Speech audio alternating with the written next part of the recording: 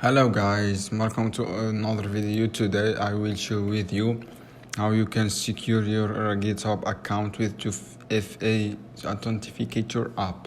Guys, this is easy step you can do. First, go on your account and click here, tap on corner and click on setting.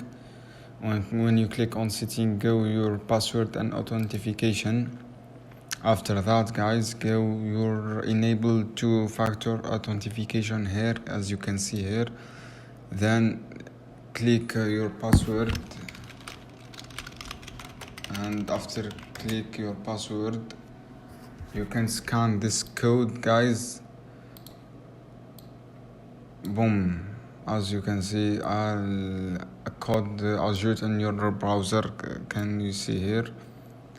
And here you can get the code. Just copy the code, boom, download. Thanks guys for watching this video.